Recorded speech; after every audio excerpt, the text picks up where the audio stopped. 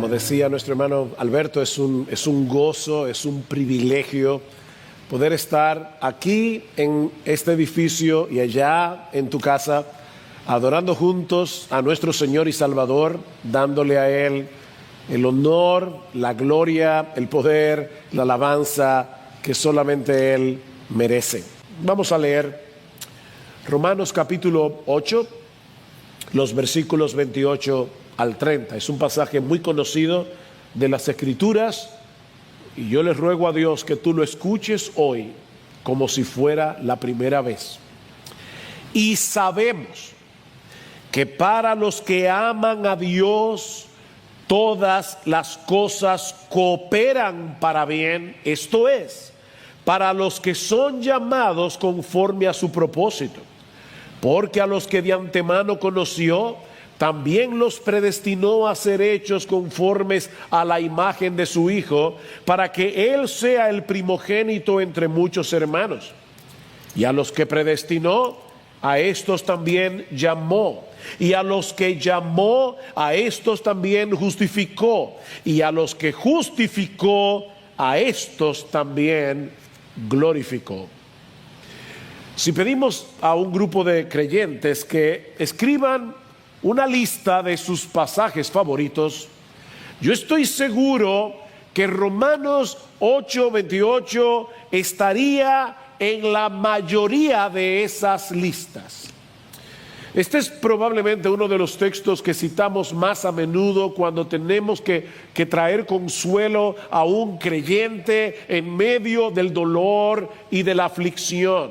Como dice John MacArthur, para los cristianos este versículo contiene la promesa más gloriosa en las Escrituras. Su magnitud es abrumadora, ya que abarca absolutamente todas las cosas pertinentes a la vida de un hijo de Dios. Ahora bien, Romanos 8:28 no cayó del cielo en una hoja de papel, no fue una tarjeta que el Señor nos envió con una promesa para aquellos que están afligidos. No, este texto posee un contexto del que depende su interpretación. Es imposible que podamos entender qué es lo que se promete en Romanos 8:28, ni a quiénes se promete, a menos que veamos el texto en su contexto. Es por eso que en la mañana de hoy estaremos considerando el pasaje hasta el versículo 30.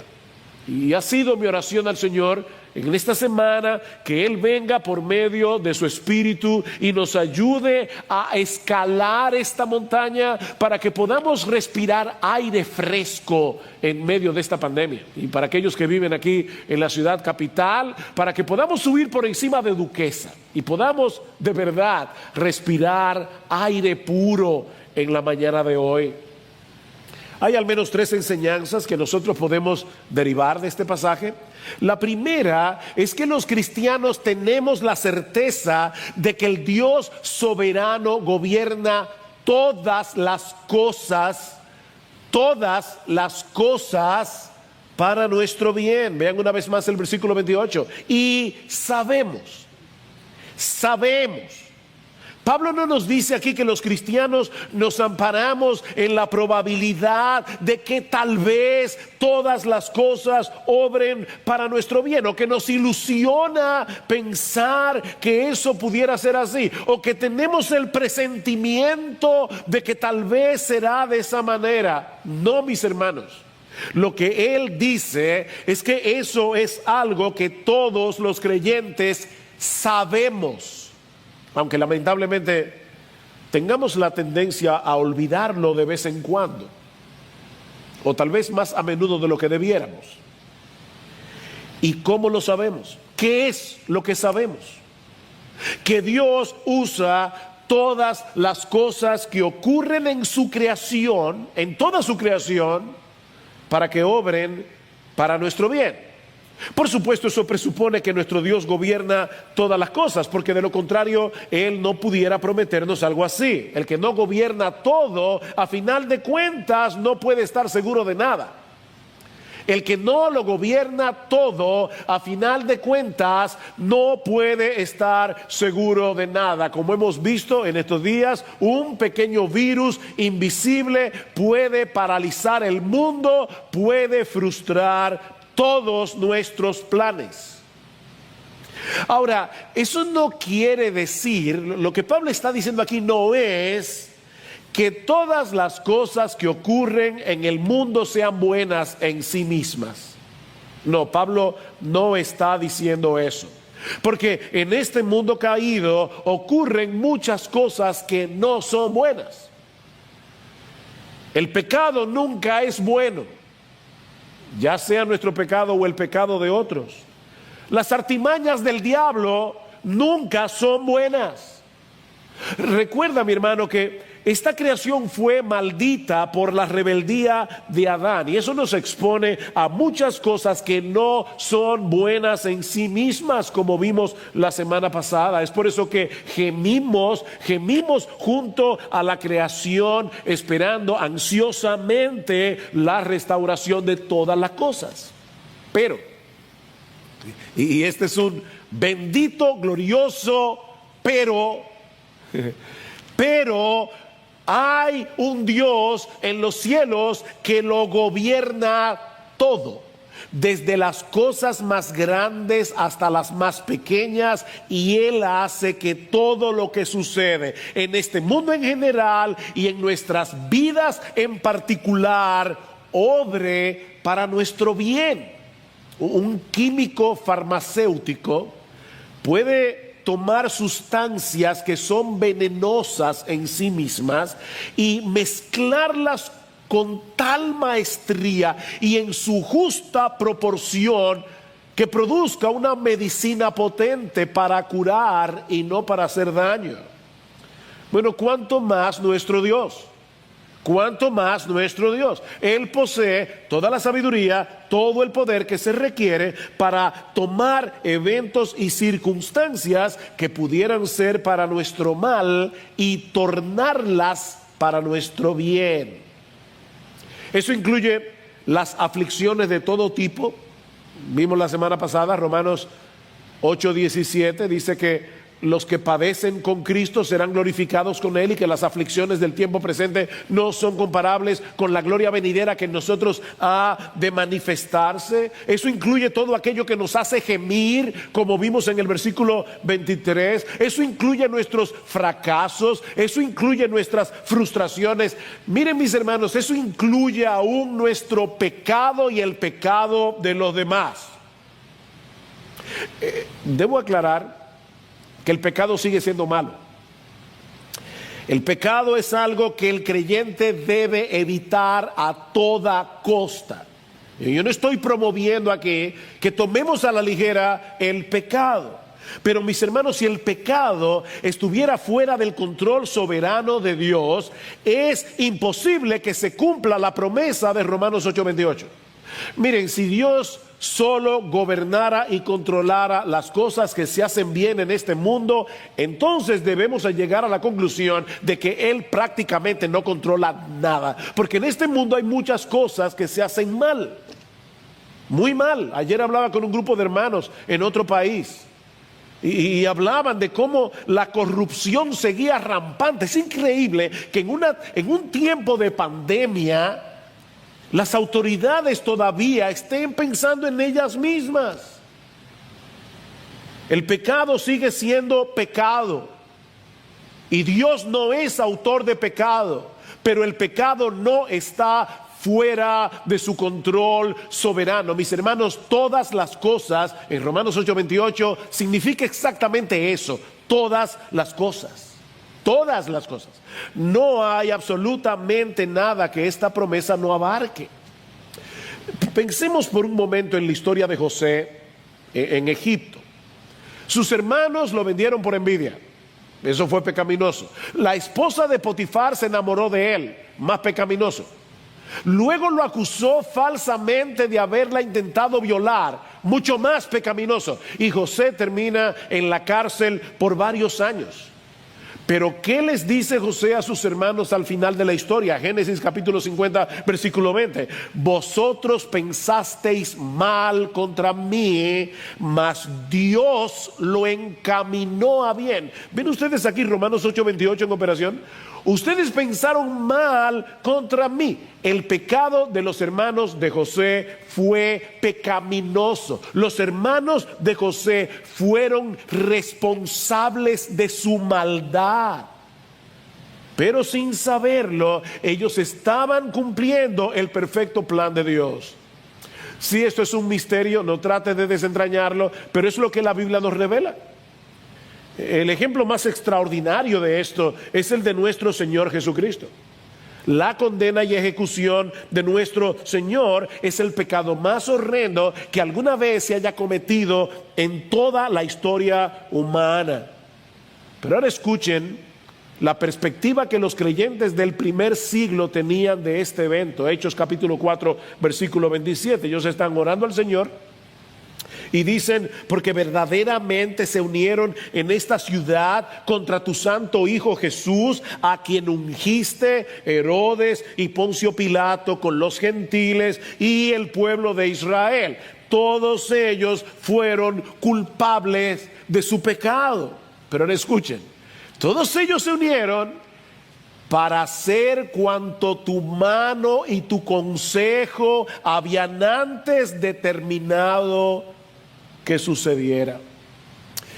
Miren, mis hermanos, nosotros debemos aprender a aplicar en nuestras vidas la lógica de la fe. ¿Cómo debe pensar un creyente?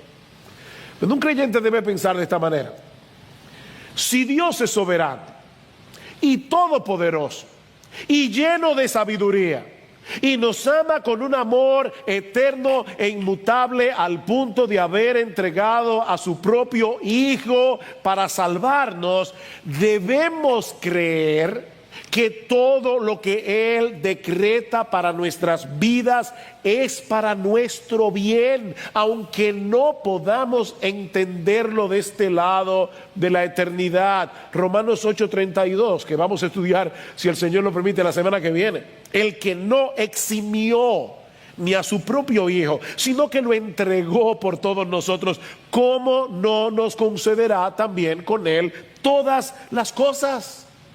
Él entregó a su Hijo. ¿Cómo no nos entregará con Él todas las cosas? Dice John Newton, el autor del famoso himno Sublime Gracia: todo lo que Dios envía es necesario. Nada de lo que Él retiene es necesario. Por si acaso en este momento sonó el celular y tu hijo te pidió agua en casa, déjame repetirte eso otra vez. Todo lo que Dios envía a nuestras vidas es necesario.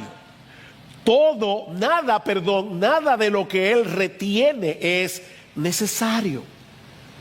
Ahora, es importante señalar que esta promesa, esta fantástica promesa, no es para todo el mundo. Esta promesa no es para todo el mundo. Vean el texto una vez más. Y sabemos que para los que aman a Dios, todas las cosas cooperan para bien. Esta es la única vez que Pablo usa esta expresión en su carta a los romanos para referirse a los creyentes. En Romanos, Pablo habla abundantemente acerca del amor de Dios por nosotros. Pero esta es la primera y única vez que Pablo define a un creyente como aquel que ama a Dios. Los verdaderos creyentes se distinguen porque aman a Dios. Lo aman por quien Él es y lo aman por lo que Él ha hecho, hace y hará a nuestro favor. Mis hermanos, ¿cómo no vamos a amar a un Dios como nuestro Dios? En la regeneración, El Espíritu Santo abrió nuestros ojos. ¿Para qué? Para que nosotros veamos la verdadera belleza, la gloria, el verdadero valor del carácter y los atributos de Dios. Él es un Dios lleno de gloria, de bondad, de poder, de paciencia. Él es digno de ser amado con todo nuestro corazón, con toda nuestra alma, con toda nuestra mente y con todas nuestras fuerzas. Así que los creyentes, aquellos en quienes ha obrado el Espíritu Santo, aman a Dios. Lo aman no primariamente por lo que Él nos da, sino por lo que Él es. Ahora bien, los creyentes también aman a Dios por lo que Él ha hecho por nosotros en Cristo. Tú y yo ahora sabemos, lo sabemos, si somos creyentes, que estábamos condenados al infierno por causa de nuestros pecados. Pero Él nos escogió desde antes de la fundación del mundo, cuando estábamos en nuestra miseria, y decidió rescatarnos al precio de la vida de su Hijo para hacernos sus hijos y sus herederos. ¿Tú quieres algo más grande que eso? Dice Martin Lloyd-Jones: qué viaje tan asombroso el del creyente, de nuestras cenizas al trono. Qué viaje tan asombroso, de nuestras cenizas al trono. Por supuesto que los creyentes aman a Dios. De hecho, el bien que se promete en Romanos 8:28 no tiene ningún sentido para aquellos que no aman a Dios, como veremos en un momento. Ahora, Pablo nos dice también que esta promesa es para todos aquellos que conforme a su propósito fueron llamados. Lo ves en el versículo 28, y sabemos que para los que aman a Dios todas las cosas cooperan para bien. Esto es, noten, esto es para los que son llamados conforme a su propósito. Y hermanos, gracias a Dios que esto fue incluido aquí. Gracias a Dios. Porque todos los cristianos sabemos que no amamos a Dios como debiéramos amarlo. Nosotros amamos a Dios, pero al mismo tiempo sabemos que no lo amamos como debiéramos amarlo. Nuestro amor por Dios es débil, es fluctuante. De manera que si nos quedamos únicamente en la primera parte del versículo, ¿saben lo que va a pasar? Que el diablo va a venir a nuestra mente y va a ponernos a dudar de que esta promesa sea para nosotros. Y miren, yo estoy casi seguro que muchos de los creyentes que están viendo este mensaje en este momento han pasado por esa experiencia. Leen Romanos 8:28 y ahí viene el diablo. Tú no tienes derecho a apropiarte de esa promesa, porque esa promesa es para los que aman a Dios. Y tú sabes muy bien que tú no lo amas como debieras amarlo. Bueno, mi hermano, ese es en esos momentos cuando nosotros tenemos que decirle a nuestras almas: sí, es verdad, yo no amo a Dios, lamentablemente yo no amo a Dios como yo debería amar a Dios, pero Él me llamó con un propósito. Él me atrajo con cuerdas de amor a la cruz del Calvario. Y yo lo sé porque yo vine a Cristo en arrepentimiento y fe. Y a causa de ese propósito y de su llamamiento, ahora yo amo a Dios y confío que Él cumplirá lo que se ha propuesto hacer conmigo. Mis hermanos, nosotros amamos a Dios porque Él obró en nosotros conforme al propósito que tenía de salvarnos. En otras palabras, su propósito y su llamamiento son las raíces de nuestro amor por Él.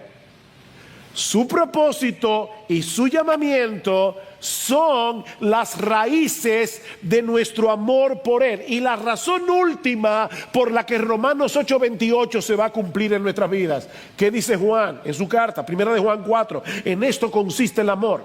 No en que nosotros hayamos amado a Dios, sino en que Él nos amó a nosotros y envió a su Hijo en propiciación por nuestros pecados. Y más adelante, versículo 19, dice: nosotros le amamos a Él porque Él nos amó primero.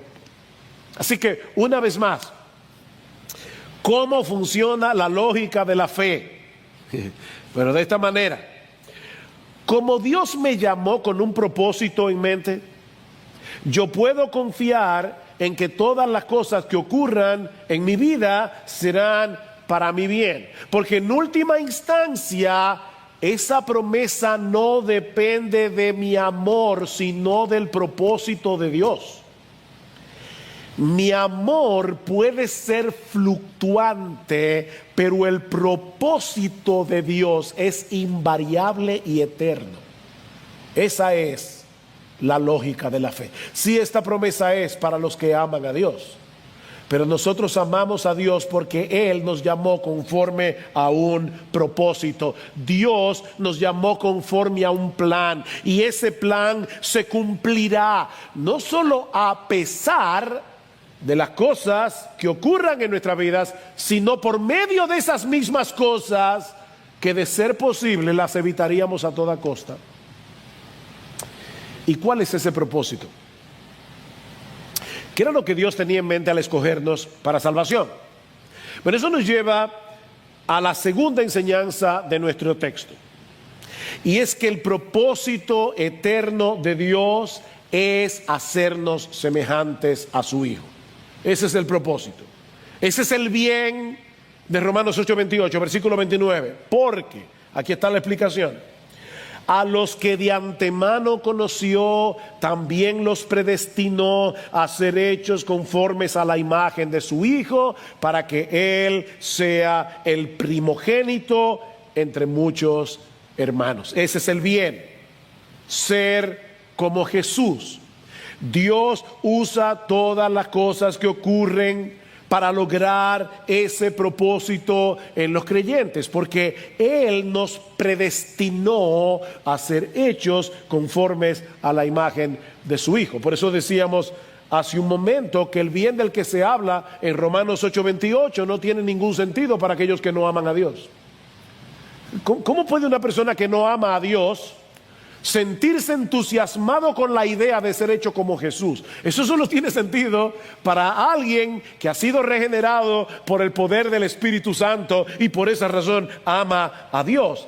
Ahora bien, ¿a qué se refiere Pablo cuando dice en el versículo 29 que Dios predestinó a los que conoció de antemano? Dios predestinó a los que conoció de antemano. Está diciendo Pablo que Dios sabía de antemano quiénes iban a creer, quiénes iban a creer, quiénes iban a creer, quiénes iban a responder positivamente a la invitación del Evangelio, y que a esos los predestinó. Bueno, lamentablemente así es como muchos interpretan este versículo, y muchos otros del Nuevo Testamento que hablan de la elección divina. Por ejemplo, en Primera de Pedro capítulo 1 versículo 2 dice que nosotros fuimos elegidos según la presciencia de Dios Padre. Fuimos elegidos según la presciencia de Dios Padre. Ahora miren cómo algunas personas leen este texto. Como Dios lo sabe todo, Él sabía quiénes iban a aceptar el llamado del Evangelio, y a esos eligió. Pero si esto es así, debemos llegar a la conclusión de que en última instancia la salvación está en las manos del hombre y no en las manos de Dios. Así que no es Dios el que elige, sino el hombre. Pero mis hermanos, esta es una interpretación incorrecta de la frase conocer de antemano o la palabra presciencia. Y miren, yo sé que muchas personas tienen un fuerte prejuicio contra esta doctrina bíblica y se están perdiendo de una gran bendición. Yo te ruego que tú escuches el resto de este sermón con un espíritu bereano. Examina las Escrituras. Examina las Escrituras. ¿Qué es lo que significa en la Biblia conocer de antemano? Bueno, esta frase se usa, cuando se usa en ese sentido, como sinónimo de amor selectivo. Conocer de antemano es un amor selectivo. No es que Dios conoce lo que tú vas a hacer, es que te conoce a ti. Cuando tú dices, fulano me conoce, es que hay una relación entre nosotros. Por ejemplo, en Éxodo capítulo 33, versículo 17, Dios le dice a Moisés, también haré esto que has dicho, algo que Moisés le había pedido en oración. Por cuanto has hallado gracia en mis ojos y te he conocido por tu nombre. Ahora, Dios conoce el nombre de todos los seres humanos que han vivido, viven y vivirán en toda la historia humana, porque Él es omnisciente. Pero cuando Dios le dice a Moisés, yo te he conocido por tu nombre, y lo conecta con tú has hallado gracia ante mis ojos, lo que está diciendo es que Dios tiene por Moisés un amor especial. Eso es lo que está diciendo, yo te conozco. Lo mismo vemos en Amós capítulo 3 versículo 2, cuando Dios le dice a su pueblo del antiguo pacto, a vosotros solamente he conocido de todas las familias de la tierra. Mis hermanos, Dios conoce a todas las familias del mundo, pero no en el mismo sentido en que Él conoce a los que son suyos. Escuchen cómo Jesucristo, el Señor Jesucristo, usa esta terminología en Juan capítulo 10, versículo 14. Y mis hermanos, este texto es extremadamente importante para interpretar Romanos 8:29. Yo soy el buen pastor y conozco mis ovejas y las mías me conocen, así como el Padre me conoce y yo conozco al Padre. ¿Ven el punto? El Padre y el Hijo se conocen. ¿Qué significa eso? Que se conocen en el sentido de que se aman con un amor muy particular. Bueno, es en ese mismo sentido que el buen pastor conoce a sus ovejas.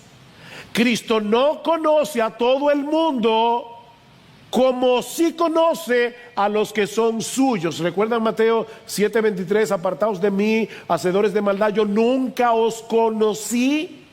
Yo nunca os conocí. Un poco más adelante, en ese mismo pasaje de Juan capítulo 10, el Señor se dirige a los judíos incrédulos y les dice, vosotros no creéis porque no sois de mis ovejas. Vosotros no creéis porque no sois de mis ovejas. Mis ovejas oyen mi voz y yo las conozco y me siguen y yo les doy vida eterna y no perecerán jamás, ni nadie las arrebatará de mi mano. Mi Padre que me las dio es mayor que todos y nadie las puede arrebatar de la mano de mi Padre. ¿Se dan cuenta, mis hermanos? No es que llegamos a ser ovejas porque creímos. No, lo que Jesús está diciendo aquí es que nosotros creímos porque somos sus ovejas. Ustedes no creen porque no sois de mis ovejas. Nosotros creímos porque el Padre nos escogió, mi Padre que me las dio. Nosotros creímos porque el Padre nos escogió para que llegáramos a ser de sus ovejas. Eso es lo que Cristo está diciendo aquí. Dios nos conoció en la eternidad. Mi hermano, Dios te conoce. ¿Tú eres creyente? Dios te conoce por una razón desconocida para nosotros, Él decidió amarnos con un amor eterno e inalterable. Yo tendré misericordia del que yo tenga misericordia, yo me compadeceré del que yo me compadezca, va a decir Pablo en Romanos capítulo 9. Y eso es precisamente lo que Pedro nos dice en el texto que citamos hace un momento, primera de Pedro capítulo 1 versículo 2, escuchen. Fuimos elegidos según la presciencia de Dios Padre en santificación del Espíritu para obedecer y ser rociados con la sangre de Jesucristo. Para obedecer. No fuimos elegidos porque íbamos a obedecer, porque Dios sabía de antemano que íbamos a creer. No, lo que Pedro está diciendo es que fuimos elegidos, que nosotros obedecimos porque Dios nos eligió para que obedeciéramos. Algunos dicen que esta doctrina hace a Dios injusto. Eso no es justo. Bueno, esa es la argumentación que Pablo va a tener que rebatir en Romanos 9. Así que si tú piensas eso, estás en contra del apóstol Pablo, que dice en Romanos 9, ¿tú crees que Dios es injusto porque Él eligió? No, aquí no hay injusticia porque ningún pecador merece ser salvado. De hecho, todo pecador merece seguir siendo condenado. De manera que si Dios hubiera decidido no salvar a nadie, ¿sabes qué? Como quiera seguiría siendo un Dios justo, porque eso es lo justo. Sin embargo, Él en su misericordia y en su compasión, de su propia voluntad, Él decidió salvar a millones. A final de cuentas, los pecadores no se van a condenar porque no fueron elegidos. Los pecadores se van a condenar porque en su pecado no quisieron venir a Cristo en arrepentimiento y fe. Ustedes no quieren venir a mí, no quieren, nadie quiere. Tú y yo tampoco queríamos, pero Dios obró en nosotros el querer como el hacer por su buena voluntad. Y déjame decirte algo, mi amigo. Si tú estás escuchando este mensaje y tú no eres creyente, nadie necesita saber que fue elegido para responder a la invitación del Evangelio. Lo único que tú necesitas saber es que tú eres pecador, que hay salvación en Cristo y que si vienes a Él en arrepentimiento y fe serás salvo. Eso es lo único que tú necesitas saber. Otros dicen que esta doctrina anula la necesidad del evangelismo, y yo creo que esa es una de las razones por la que algunos en su prejuicio no quieren saber de esta doctrina. Pero si esto es así, ¿para qué predicar? No, mi hermano, el mismo Dios que eligió a los pecadores también eligió el medio a través del cual esos pecadores serán salvados. Y ese medio no es otro que la predicación del Evangelio. Por eso es que Pablo dice en 2 Timoteo capítulo 2 versículo 10, yo todo lo soporto, oigan bien, yo todo lo soporto por amor a los escogidos, para que ellos también obtengan la salvación que es en Cristo Jesús. Pablo, pero si son escogidos, ¿para qué te molestas tanto? ¿Para qué coge tanta lucha? Porque ellos no se van a salvar si no es a través de la predicación del Evangelio. También se argumenta contra esta doctrina que anula la libertad y la responsabilidad humana. Pero ¿sabes qué? Lo cierto es que el hombre incrédulo es un esclavo del pecado, dice la Escritura. Es todo lo contrario. Lo que hace Dios al regenerarnos es concedernos libertad para que por primera vez en la vida podamos escoger lo que es bueno. El mismo Cristo dice en Juan capítulo 8 versículo 36 que solo aquel a quien el Hijo libertare será verdaderamente libre. De hecho, podemos decir que es en el momento en que venimos a Cristo en arrepentimiento y fe, al ser llamados eficazmente por medio del Evangelio, es en ese momento que actuamos como seres libres por primera vez en toda nuestra vida. Por primera vez. Así que el hombre es responsable de creer y arrepentirse. Tenemos que responder al llamado del Evangelio. Pero debido a que estamos muertos en nuestros delitos y pecados, Dios tiene que obrar en nosotros el querer como el hacer por su buena voluntad para que podamos actuar correctamente en nuestra responsabilidad. Hay una historia bíblica en el segundo libro de Crónicas que ilustra perfectamente esta verdad bíblica. En segunda de Crónicas, lo puedes leer en tu casa luego, capítulo 30, versículos 1 al 12. Pero yo voy a leerte solamente una parte de este pasaje. Resulta que el rey Ezequías se da cuenta que el pueblo de Israel tenía años, cientos de años, que no había celebrado la Pascua. Así que Ezequías manda mensajeros invitando a todo Israel a que venga a Jerusalén para celebrar la fiesta de la Pascua. Y hay muchos sí condicionales en este pasaje. Noten lo que dice en el versículo 7 creo, o 9. Dice, porque si os volviereis a Jehová, si os volviereis, vuestros hermanos y vuestros hijos hallarán misericordia delante de los que los tienen cautivos y volverán a esta tierra, porque Jehová vuestro Dios es clemente y misericordioso, no apartará de vosotros su rostro si vosotros os volviereis a él. ¿Y qué pasó? Lo dice en el versículo 10. Pasaron pues los correos, segunda de Crónicas 30, pasaron pues los correos de ciudad en ciudad por la tierra de Efraín y de Manasés hasta Zabulón. Estoy leyendo de la Biblia Reina Valera. Mas se reían y burlaban de ellos.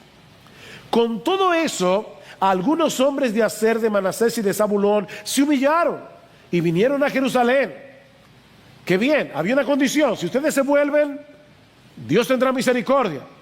Algunos se burlaron, otros se volvieron. Y ahora noten lo que dice el versículo 12. En Judá también estuvo la mano de Dios para darles un solo corazón, para cumplir el mensaje del rey y de los príncipes conforme a la palabra de Jehová. Mis hermanos, ¿qué fue lo que hizo la diferencia entre aquellos que no se volvieron y aquellos que se volvieron? La mano poderosa de Dios que cambió sus corazones. Así que ciertamente hay una responsabilidad. Debemos decirle al pecador: cree y arrepiéntete. Yo no sé quiénes son elegidos y por lo tanto debo llamarlos a todos como si lo fueran. Y debo dejar en las manos de Dios los resultados. Ahora no tenemos el tiempo para responder a todas las objeciones que se levantan contra esta doctrina. Ya hablaremos un poco más de ella en Romanos capítulo 9. No obstante, yo creo que el teólogo británico J.I. Packer tenía razón cuando dijo que hay al menos dos cosas que demuestran que todo cristiano en el fondo de su corazón cree que Dios es soberano en la salvación de los pecadores, aún aquellos que lo niegan doctrinalmente, aún aquellos que lo niegan intelectualmente. Hay dos cosas que demuestran que todo verdadero cristiano cree eso. En primer lugar, porque todos le dan gracias a Dios por su conversión. Todos le dan gracias a Dios por su conversión, porque en lo más profundo de sus corazones saben que Dios fue el responsable final de que eso sucediera. Nadie va a llegar al cielo diciendo: bueno, aquí estoy, dame lo que yo me gané. No, nos vamos a postrar ante el Cordero y lo vamos a alabar y vamos a pasar la eternidad dándole gracias a Dios por su salvación. Y en segundo lugar, lo sabemos porque todos los verdaderos cristianos le oran a Dios por la salvación de otros. Mira, si tú crees que en última instancia la salvación está en las manos de los pecadores, ¿para qué rogarle a Dios que los salve? Pero rogamos a Dios porque en el fondo de nuestro corazón nosotros sabemos que Dios es soberano. Me encanta como lo dice Packer: cuando estamos de pie debatiendo, es posible que tengamos debates sobre este tema, pero de rodillas estamos todos de acuerdo. De rodillas estamos todos de acuerdo. Por eso decía Spurgeon que todo verdadero cristiano cree en esta doctrina cuando está sobre sus rodillas. Con esto en mente, vean una vez más Romanos 8:28. ¿Qué es lo que Pablo está diciendo en Romanos 8:28 y 29? Sabemos que a los que aman a Dios, todas las cosas les ayudan a bien. Esto es, a los que conforme a su propósito son llamados. Deténganse ahí. Ese llamamiento no puede ser la invitación general que Dios hace a todos los que escuchan la predicación del Evangelio. No puede ser. Pablo tiene que estar hablando aquí de un llamado eficaz, un llamado que atrae eficazmente a los que fueron predestinados conforme al propósito de Dios. ¿Y cómo lo sabemos? ¿Cómo sabemos que es ese llamado del que Pablo está hablando aquí? Por lo que dice en el versículo 30. Y a los que predestinó, a esos también llamó. Y a los que llamó, a esos también justificó. Y a los que justificó, a estos también glorificó. O sea, Pablo está diciendo, todos los que fueron llamados fueron justificados y serán glorificados. Si ese llamamiento fuera la invitación general del Evangelio, entonces tenemos que llegar a la conclusión de que todos los que escuchen el Evangelio van a ser salvos. Y nosotros sabemos que ese no es el caso. De manera que lo que Pablo está diciendo en Romanos 8:28 es que todos los que son llamados por Dios eficazmente conforme a su propósito, a esos todas las cosas cooperan para bien. ¿Cuál bien? Versículo 29. Porque a los que de antemano conoció, es decir, esos que fueron amados por el Padre desde antes de la fundación del mundo, según el puro afecto de su voluntad, como dice en Efesios 1:4 y 5, también los predestinó, pro-orizo, de ahí viene la palabra horizonte, trazar una línea de antemano, trazar un destino previamente. Dios los predestinó a ser hechos conformes a la imagen de su Hijo, para que Él sea el primogénito entre muchos hermanos. ¿Saben cuál es el propósito? Es como si Dios tuviera un molde, y ese molde tiene la forma perfecta del carácter de Jesús. Y como dice alguien, lo que Pablo está diciendo en Romanos 8:28 y 29 es que Dios va a usar todas las circunstancias de nuestras vidas para moldearnos, pulirnos, derretirnos, bruñirnos, esculpirnos, encuadrarnos, fundirnos y contonearnos hasta que reflejemos a Jesús. Él nos está vertiendo en el molde de la grandeza perfecta de Cristo. Eso es lo que Pablo está diciendo. Dios nos está vertiendo en el molde de la perfecta grandeza de nuestro Señor. Mis hermanos, en otras palabras, Dios no solo nos adopta legalmente como sus hijos, como ya vimos en Romanos 8, sino que está formando en nosotros el parecido familiar. Dios está formando en nosotros el parecido familiar, porque no se trata únicamente de salvar individuos. Lo que Dios está haciendo es formar una familia. ¿Se dan cuenta? Para que Él sea el primogénito entre muchos hermanos, Dios está formando una familia donde todos se parezcan al primogénito. Dice Martin Lloyd-Jones, cuando estemos en la gloria, seremos como Él, sin pecados, sin imperfecciones, santos, rectos, perfectos, sin mancha, radiantes igual que Él. No se nos ha destinado a ser dioses, sino a que llevemos una semejanza notable con el primogénito respecto a su naturaleza humana glorificada. Seremos como Él en pensamientos, en actitudes, en reacciones, en motivos. Es por eso, mis hermanos, que el entendimiento correcto de esta doctrina debe movernos a perseguir la santidad. Esto no puede llevarnos a tomar con ligereza nuestra obediencia a Dios. Yo soy salvo.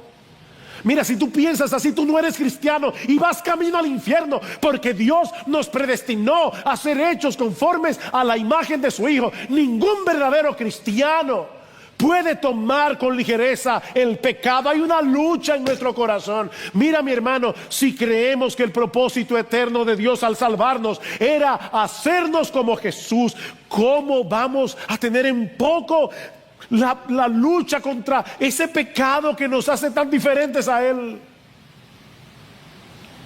Hay una lucha. Hay una lucha, porque el pecado todavía nos atrae, porque nos seduce, pero al mismo tiempo no queremos. Pablo dice en Efesios capítulo 1 versículo 4 que Dios nos escogió en Cristo desde antes de la fundación del mundo. ¿Para qué? Para que fuésemos santos y sin mancha delante de Él. Y aunque eso será una realidad en su máxima expresión cuando estemos en su presencia, mis hermanos, eso es algo que ya Dios está haciendo aquí y ahora. ¿Qué dice Pablo en 2 Corintios capítulo 3 versículo 18? Que contemplando nosotros todos como en un espejo la gloria del Señor, somos transformados de gloria en gloria en la misma imagen como por el Espíritu del Señor. Dios nos está formando ahora. Y como Dios es Dios, nada ni nadie puede impedir que Él haga lo que se ha propuesto. Y eso nos lleva a nuestro tercer y último encabezado, que veremos mucho más brevemente. Y es el hecho de que ese propósito se cumplirá sin lugar a dudas para la gloria de Dios en su Hijo. Para la gloria de Dios en su Hijo. Versículo 30. Y a los que predestinó, a esos también llamó. Y a los que llamó, a esos también justificó. Y a los que justificó, a esos también glorificó. Este versículo ha sido conocido como la cadena de oro de la salvación. Una cadena cuyo primer y último eslabón se pierden en la eternidad pasada y en la eternidad futura. Una cadena de la cual solo Dios es responsable. Hay varios verbos aquí y Dios es el sujeto de todos. Por eso alguien decía que nuestras huellas digitales no aparecen en ninguno de los eslabones de esa cadena. Nuestras huellas digitales no están ahí. Ahí están únicamente las huellas digitales de Dios. Dios se encargará de llevar a cabo todo lo que Él ha propuesto hacer con ese grupo de personas a los que de antemano conoció y escogió. Por eso el texto en el original es muy enfático cuando dice: y a los que predestinó, a esos y solo a esos. Esa es la idea de la palabra. A esos y solo a esos también llamó. Y a los que llamó, a esos y solo a esos también justificó, los declaró justos, sin culpa, en la presencia de Dios. Y a los que justificó, a esos y solo a esos también glorificó. El mismo número de predestinados será el mismo número de llamados, el mismo número de justificados y el mismo número de glorificados. Es por eso que Pablo habla de la glorificación en tiempos pasados. Esto es lo que se conoce como un pasado profético. Se dice en pasado algo que no ha sucedido, porque es como si ya estuviera ahí. Es tan cierto, es tan seguro, que en la mente de Dios eso ya está ahí. Por eso alguien decía, un teólogo del Nuevo Testamento decía: este es el más atrevido anticipo de la fe. en todo el Nuevo Testamento. En todo el Nuevo Testamento. Dios llevará a cabo lo que se propuso hacer desde la eternidad: formar una gran familia de hombres y mujeres perfeccionados en cuerpo y alma para que sean como Jesús. Ese es el propósito que Dios se trazó desde toda la eternidad. Eso es lo que significa ser glorificados, ser perfeccionados en cuerpo y alma para ser como Jesús. Y es por eso, mis hermanos, que podemos estar seguros de que todas las cosas van a cooperar para nuestro bien. ¿Ven por qué yo les decía al principio que si no vemos este texto en su contexto y lo vemos como una especie de tarjeta que cayó del cielo, como una promesa para los abatidos, no vamos a poder entender de qué se trata esta promesa ni a quiénes se le promete? Hay un contexto aquí. Podemos estar seguros de que todas las cosas van a cooperar para nuestro bien, porque el Dios soberano nos escogió con un propósito, y ese propósito se cumplirá sin lugar a dudas. Por el puro afecto de su voluntad, Él tomó la decisión de amarnos y de hacernos como su hijo. Porque esa es la bendición más grande que Dios te puede dar. La bendición más grande que Dios te puede dar es hacerte como Jesús. En un punto de nuestra historia, Dios nos llamó eficazmente a través de la predicación del Evangelio, y cuando respondimos en fe nos justificó, nos declaró sin culpa en su tribunal, y cuando Cristo regrese en gloria nos glorificará. Oh, mis hermanos, sin esa bendita doctrina de la soberanía de Dios en nuestra salvación, sin esa bendita doctrina de la predestinación y de la elección, no pudiéramos tener certeza de que eso será así. Como dice Romanos 8:28, si la salvación en última instancia depende del hombre y no de Dios, bueno, así como decidimos en un principio abrazarla, pudiéramos tal vez en algún momento decidir soltarla. Oh, pero gloria a Dios que eso no es así, porque eso no depende de ti ni de mí. Eso depende de aquel que nos llamó conforme a su propósito. De ahí lo que Pablo sigue diciendo en el versículo 31. Entonces, ¿qué diremos a esto? Si Dios está por nosotros, ¿quién estará contra nosotros? Nadie. Nadie. ¿Se dan cuenta, mis hermanos? ¿Por qué decíamos al inicio de este mensaje que esta es la promesa más gloriosa de la Biblia? Esta es la promesa más gloriosa de la Biblia. Dios se encargará de seguir moldeándonos a la imagen de su Hijo, aún a través de aquellas cosas que ahora nos parecen trágicas y dolorosas, o que nos resultan completamente incomprensibles de este lado de la eternidad. Dios está haciendo algo. Mi hermano, Dios te conoce. Dios te conoce. Oh, Cristo derramó su sangre en la cruz para que hoy sus ovejas puedan ampararse en Romanos 8:28. Oh, quiere el Señor traer su palabra con poder a nuestros corazones por medio de su Espíritu, de tal manera que en medio de todo lo que estamos viviendo en estos días, cuando el mundo parece un caos, a nuestro alrededor la paz de Dios que sobrepasa todo entendimiento guarde nuestros corazones y nuestros pensamientos en Cristo Jesús. Todas las cosas cooperan para bien. Créele a Dios, mi hermano, porque Él no miente. Créele a Dios porque Él es fiel. Créele a Dios porque Él nos ama. Y nosotros vemos su amor no en las circunstancias, sino en la cruz. Y mi amigo, si aún tú no has venido a Cristo en arrepentimiento y fe, por favor recuerda que tú no necesitas conocer los decretos del cielo. Tú no necesitas conocer los decretos del cielo, saber si fuiste elegido o no para que Dios te salve. Tú no necesitas eso. Cristo nos promete en su palabra que ninguno que venga a Él será echado fuera. Ninguno que venga a Él será echado fuera. Nadie que venga clamando por misericordia será desechado. Venid a mí todos los que estáis trabajados y cargados, y yo os haré descansar.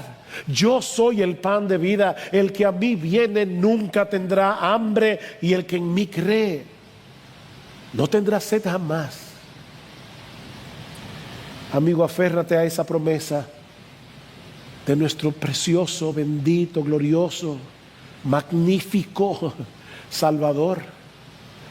Arrepiéntete de tu pecado y confía únicamente en Jesús y serás salvo. Entonces, y solo entonces, Romanos 8:28 será para ti.